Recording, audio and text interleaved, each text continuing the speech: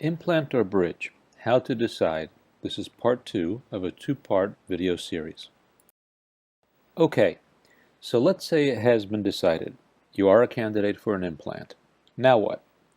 You may have heard that getting an implant can take a long time. By contrast, you can have a bridge to replace your missing tooth in about 2 weeks or less. Isn't that better? Not so fast. It all depends. Let's look at a couple of scenarios.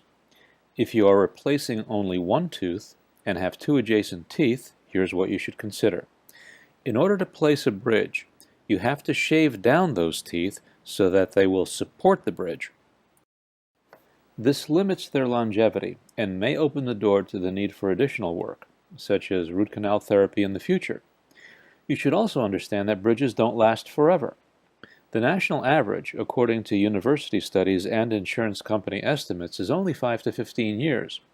If you're in your 20s, a bridge can turn out to be much more costly over your lifetime. Let's see how this plays out. For the sake of argument, consider that a person has lost their first molar. The 2013 national average price for crowns, the individual units that make up a bridge, was about $1,160. Since our hypothetical bridge has 3 units, that adds up to $3,480. If existing fillings need to be replaced due to decay, it could cost another $500.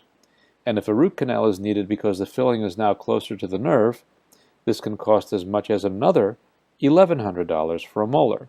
Suddenly, the total bill can exceed $5,000 using our example.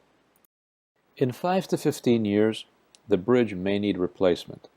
Let's be generous and say it lasts 15.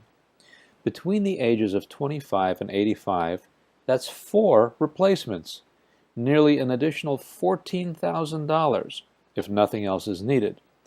In the long run, replacing one tooth using a bridge can cost nearly $20,000 over your lifetime, and that's assuming it's still in a condition that permits a new bridge. What if instead we replace the tooth with an implant?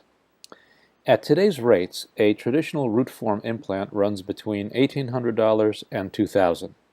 An abutment, that's the part which ties the implant and the implant crown together, will range in price from an average of $850 to $1,200.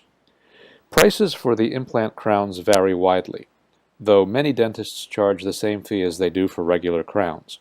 In this example, we'll use the fee given above, so $1,160. If we take the higher estimates here, we're up to $4,360.